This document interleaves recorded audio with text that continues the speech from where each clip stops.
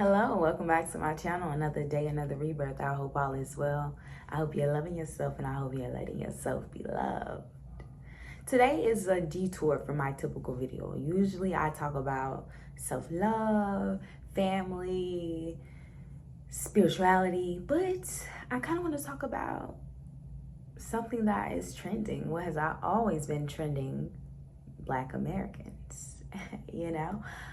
Solon, big Solon, not the little one. But since this whole Twitter thing is going on about the Zulu parade, and I have my spiel, my tea about that, and y'all might not like it, but I feel how I feel. But anyways, I want to go and debunk that whole African Americans, Black Americans don't have any culture thing. Like, I really don't think people believe that. I think people say that to belittle us or to sun us in a way to say that we are diluted Africans. I don't think we're diluted. We're different. We're something different. Like, we are a mixture of multiple things happening all at once. Therefore, we are different from whatever the original may be. And I say this with all due respect to the motherland. You know what I'm saying?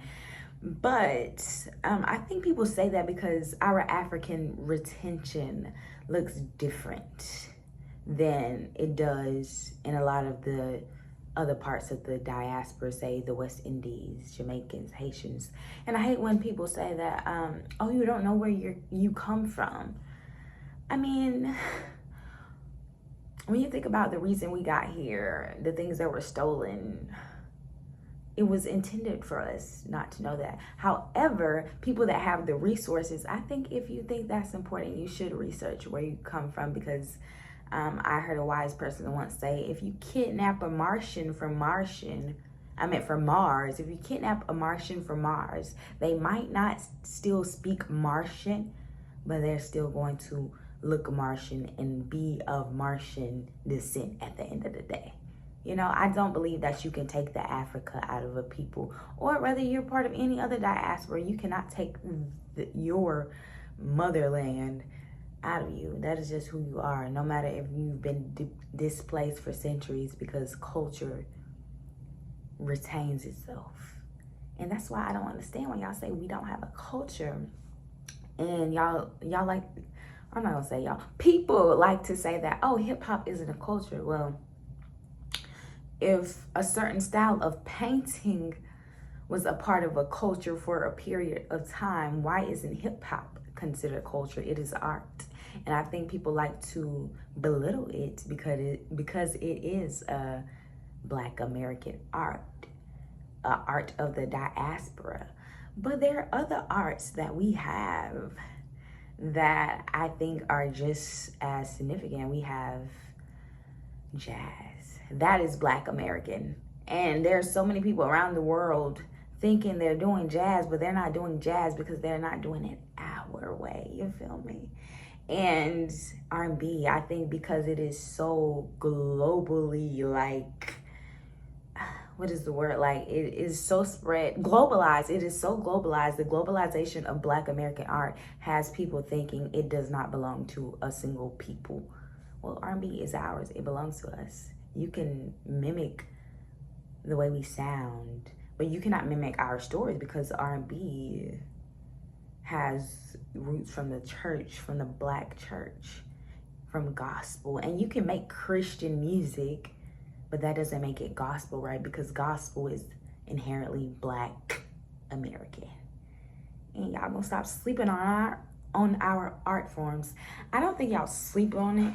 I don't think people sleep on it. I think people just don't want it to belong to us. Because what I look like going to India and participating in Bollywood and saying, well, it belongs to me now. Or Bollywood spreading and everyone pretending like it doesn't belong to one group of people that made it catch on to the world. If you get what I'm saying, like, yeah. And I think people get being Black in America confused with Black American, or being African in America confused with African or Black American. I think those are two totally different things, and not even in a xenophobic way. We are totally different sets of people. Though our skin unifies us, it takes more than skin to unify people, because even in the motherland, they are very tribal. They don't think and feel the same or practice the same religions and spirituality because they have the same skin color. So what makes you think when we all come together on this continent, in this country that was started by the colonizer, that we're all just going to get along just because the colonizer is there? However, we can say that we do let the colonizer,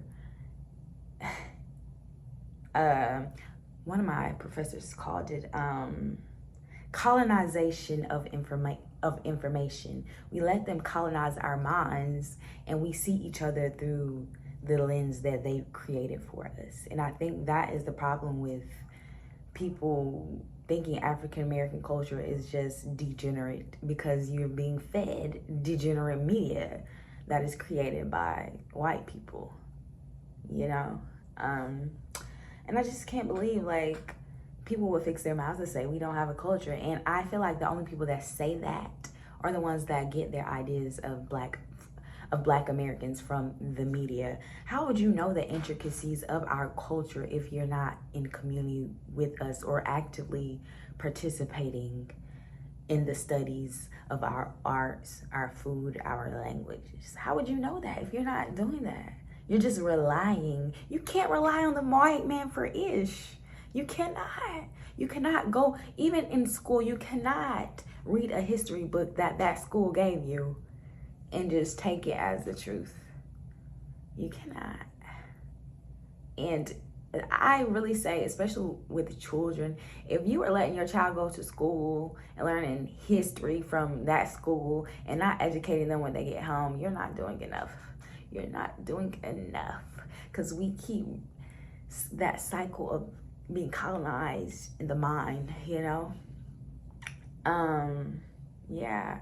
And like I said, it just shows up differently, because how would you know about the Kojic Church? How would you know about the Baptist Church and the Africanisms of the Baptist Church? How would you know that the founder of the Kojic Church practiced hoodoo, which is a combination of indigenous native practices and indigenous African practices? How would you know that if you're not actively here and in it to win it with us? You feel me? How would you know? How would you know that there is a language called Tut, Gullah, Louisiana Creole? How would you know those things if you're not going to search for them? And I think that's a problem. People think the media is just it for us. Even when people say, you don't recognize how good you have it over there.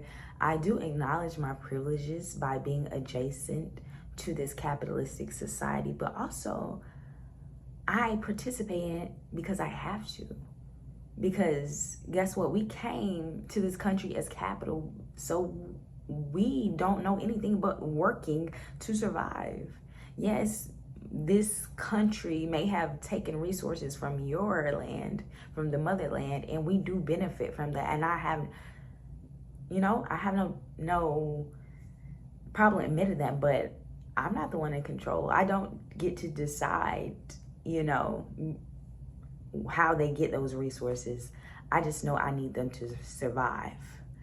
And it is what it is until we figure out a better way to sustain ourselves and build a sustainable Black economy here. Like, it just is what it is. But I don't think people see Black Americans as victims. We do have certain privileges that a lot of countries don't have, and I will admit that, by being in the midst of opportunity and chance happening. But you also have to recognize that the American dream is also unattainable to a lot of African Americans. Like, we can't just pick up and leave a lot of things, like some of us can barely afford passports, and you can say we're lazy or we don't work, but how can a people that literally slaved for another people be lazy? I always say I don't know one lazy black person. I know people who are exhausted, who are mentally in distress, and they don't have the community to get them out of that. That's why I say, like, if you're not helping nobody, if you're not helping us, don't call us lazy, you know? I know lazy individuals, maybe. I don't. I take that back. I do stand with my first thing. I don't know a lazy black person. I know someone who may be tortured by the things that we have been through. Trauma is generational, and it may sound like excuse, but it just is what it is at this point. I get why people turn to certain things. I get it, because it could be so much easier for me to just go back home than to be in the city and to grind. I used to look at my family like, oh, why they won't leave the country? Why they just want to stay in the country? Because fighting generational trauma and poverty is the harder thing to do. And that is the experience for a lot of African Americans. Like, a lot of black people that are immigrants, you came after Jim Crow, after redlining, after AIDS epidemic, after the crack epidemic. You came after those things. Like, these are things that are still like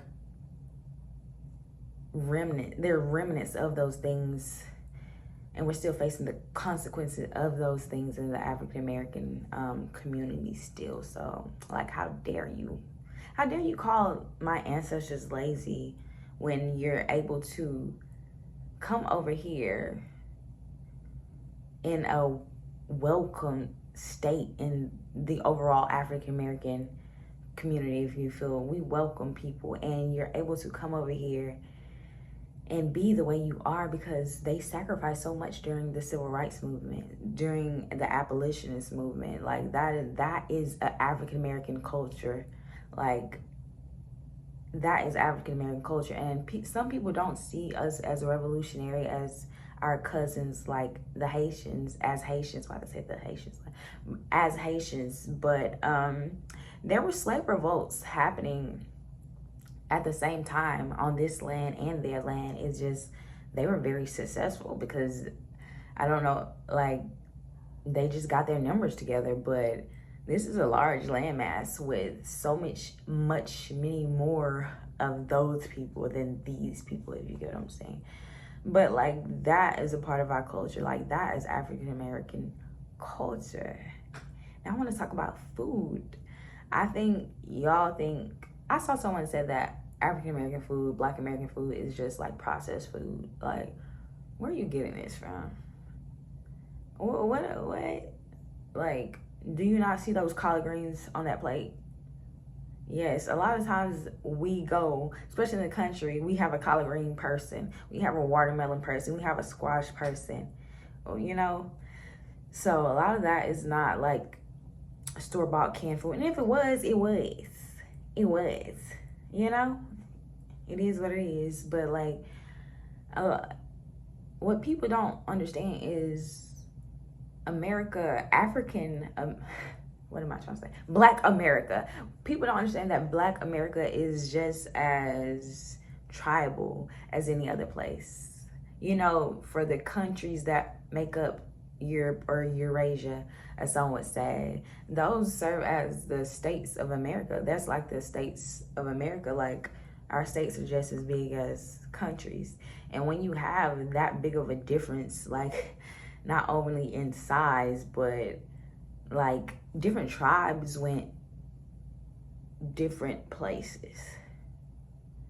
Different tribes went in different places. So, of course, every Black American won't be the same. Like, some people don't believe me when I say that I am of Malagasy descent, which Malagasy as in Madagascar, as in Bantu and Southeast Asian, I believe.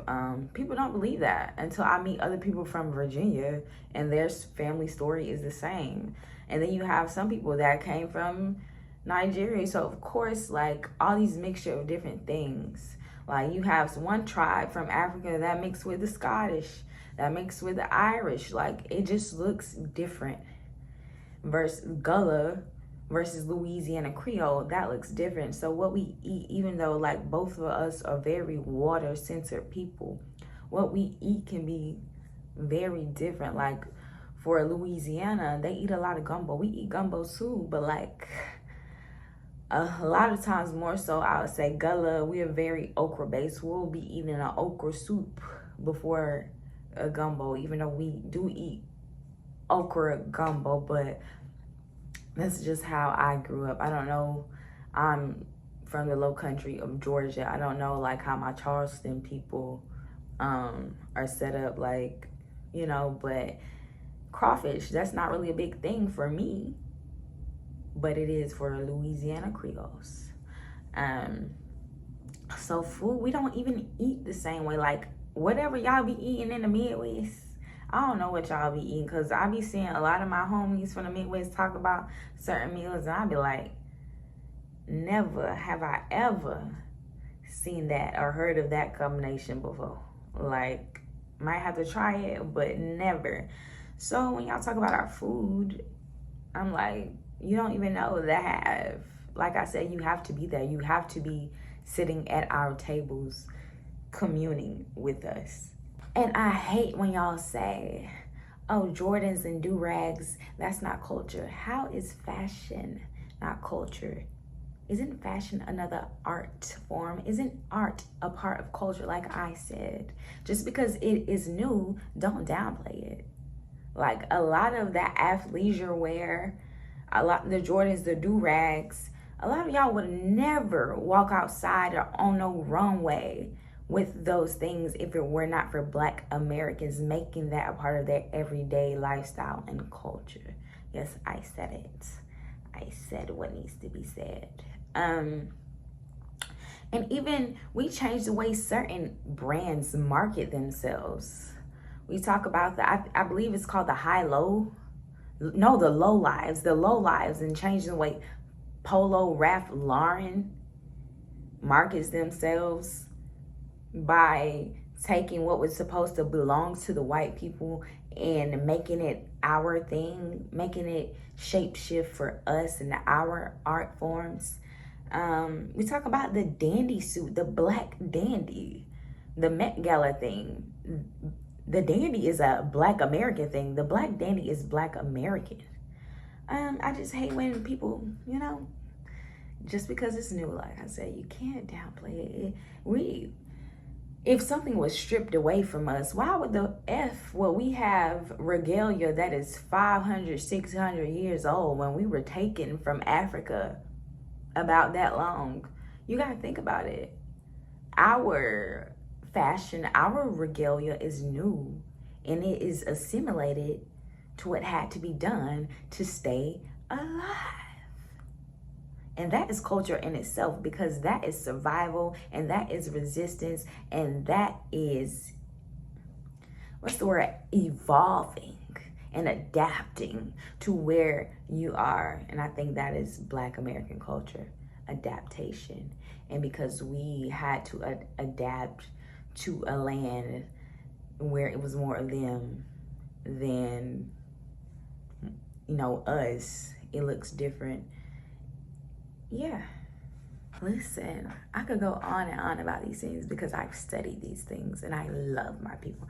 I can talk about Louisiana voodoo, the Baptist, the Kojic church. I can talk about the Appalachian folk in the mountains that throw snakes in the church to prove how much they loved God.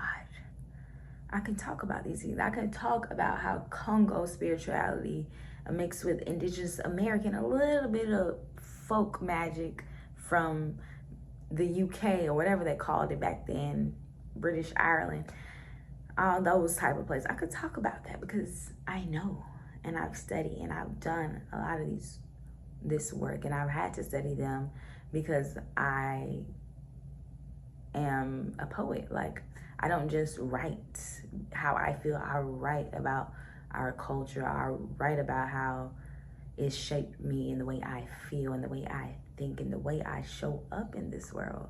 Like, I think like that's my place if I do have a place in the freedom, the freeing of Black American people, that is my place to write and to tell about the ancestors and what they've gone through. So like, how dare you say that we or they? I specifically say they because this is about the ancestors. This video is for the ancestors because I'm gonna speak up every time, you feel me? Because I know what the people that yapping about us don't know, because they don't want to know it. They're just defensive. Maybe African American, some African American or Black American offended them, like the Zulu parade, and I get why someone would be offended by that. It gives minstrel show, and then I try not to be offended for them by digging in the history, and that just made me like, oh, so y'all are copying white people that are copying Africans because it started in the vaudeville theater. As a drama kid, as a theater kid, I'm like, oh, now I know for sure it was racist because we all know what the vaudeville theater was about. But yeah, I don't feel like I'm one-sided. I don't think like, oh yeah, if she Black American, he Black American, she's right, because that's my people. I know, like I said, things get lost in translation because we rely on the white man to feed us information about each other. However, I can be one tribal MF. Like, tribalism is natural. Like, I'm not a nationalist because I don't really identify with the, have to choose my words carefully. I identify like with the state of America and what America has done and is doing. But I do identify with my ethnic group, and it's so line till it's no one. I try to make that rhyme. What was that ill? But yeah, if y'all have any questions, if y'all want to hear me talk about something very specific in Black American culture, let me know, because I don't think like people know that I be knowing, and I'm here to tell y'all I be knowing. But and until next time, my loves, peace.